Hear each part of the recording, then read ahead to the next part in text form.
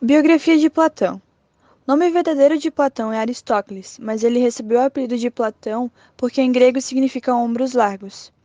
E devido ao seu porte físico, ele treinou e participou dos Jogos Olímpicos como lutador.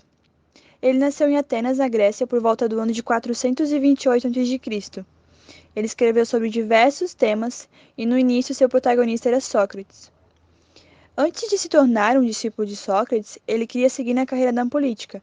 No entanto, quando Sócrates faleceu, ele não quis mais saber da política e dedicou a sua vida à filosofia, com o objetivo de dar sequência nos ensinamentos de Sócrates. Com tantos estudos, Platão teve uma formação intelectual bastante avançada. Por isso, ele teve a capacidade de formar suas próprias teorias e, desse modo, ele aprofundou o que Sócrates havia deixado. Quando ele regressou a Atenas com quase 40 anos, ele abriu uma escola destinada à investigação filosófica que recebeu o nome de Academia, pela razão de se reunirem mestres e discípulos nos jardins de um rico cidadão chamado Academos. Os estudos realizados por Platão deram-lhe a formação intelectual necessária para formular as próprias teorias. Além de tudo já dito, Platão ele foi um filósofo grego da antiguidade considerado um dos principais pensadores da história da filosofia. Sua filosofia era baseada na teoria de que o mundo que percebemos com nossos sentidos é um mundo ilusório, um mundo confuso. O mundo espiritual é mais elevado, eterno, onde que existe verdadeiramente são as ideias, que só a razão pode conhecer. E como todo aristocrata de sua época, ele recebeu uma educação especial. Ele estudou leitura, escrita, música, pintura, poesia e ginástica. Por tradição de família, Platão desejava dedicar sua vida pública e fazer uma brilhante carreira política, como descreveu em muitas de suas cartas. Ele também foi responsável por diversas obras famosas da filosofia, como A República, O Banquete, Fédon e o famoso mito da caverna, estudado muito e cobrado muito em vestibulares, na qual conta a história de prisioneiros que ficavam presos numa caverna desde que nasceram e eles só podiam ver as sombras da parede, até que um dia um dos prisioneiros conseguiu se libertar e viu que, na verdade, tudo que eles viam lá dentro existia na vida real. Ele viu pessoas, viu tudo. Ele até ficou cego com a luz quando ele saiu da caverna, né? E quando ele voltou para a caverna para contar para os amigos dele o que tinha lá fora, ninguém acreditou nele, sabe? E isso está muito ligado com o nosso dia a dia, que a gente está muito preso em uma coisa só, preso só nas nossas crenças, a gente acaba não vendo as nossas coisas ao nosso redor, né? E essa é uma das obras mais famosas de Platão, mas além disso ele tem muitas outras também. A ontologia de Platão diz que algo é na medida e participa da ideia desse objeto. O mais importante, o principal para Platão é o ser humano, o bem, a justiça e a política. E o principal problema que Platão se propõe a resolver é a tensão entre Heráclito e Parmênides. Para Heráclito, o ser é a mudança.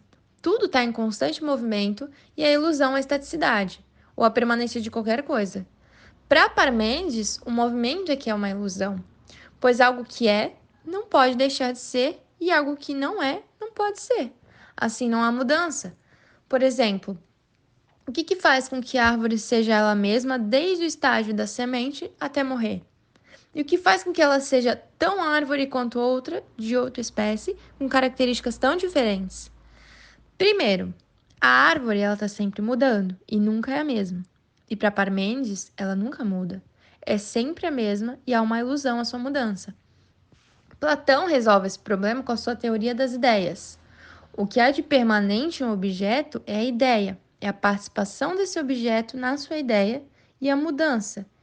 Isso ocorre porque o objeto não é uma ideia, mas uma incompleta representação da ideia. No exemplo da árvore, o que faz com que ela seja ela mesma é a sua participação na ideia de árvore, e a mudança ocorre pelo fato de ser uma representação da ideia de árvore. Então, ao vermos um objeto repetidas vezes, uma pessoa lembra-se aos poucos da ideia daquele objeto, que viu no mundo das ideias. E para explicar isso, Platão recorre a uma metáfora. Antes de nascer, a alma de cada pessoa vivia em uma estrela, onde estão as ideias, e quando a pessoa nasce, a sua alma é jogada para a terra, e o impacto que sofre faz com que ela não lembre de nada do que viu na estrela. Mas ao ver um objeto aparecer de diferentes formas, de diferentes maneiras, como as diversas árvores que se pode ver, a alma recorda-se da ideia do objeto que foi vista na estrela.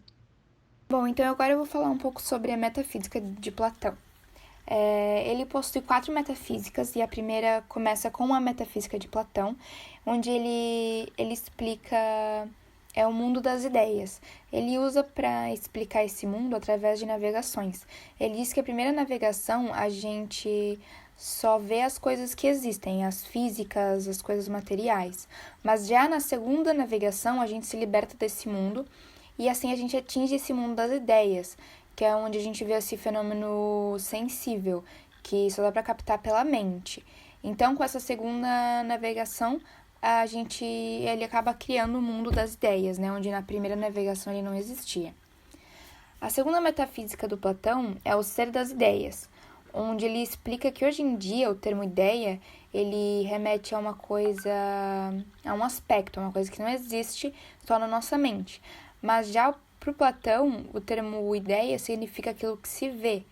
Então, ele diz que a gente pode atribuir 3 sentidos à palavra ideia, que é a forma, que significa permanência, os princípios de unificação das coisas sensíveis e também a plenitude da existência. Depois ele fala sobre a demonstração dos mundos das ideias, onde ele fala sobre a alma. Ele diz que a gente pode até mudar a nossa aparência, o nosso corpo, mas a nossa alma nunca vai mudar. Ela é que mantém a nossa identidade e ela nunca vai mudar, independente do nosso corpo. E a última metafísica de Platão é as ideias e as coisas sensíveis, onde ele diz que a ideia, primeiramente, ela é uma unidade e ela que confere essa existência real do objeto, ou seja, são as essências existentes das coisas do mundo sensível e que possuem uma ideia forma, que são as unidades indestrutíveis, imutáveis e também eternas no mundo inteligível. E um objeto, só em virtude de ideia forma, ele pode atrair não pelo arquétipo dele mesmo, mas sim também pela beleza.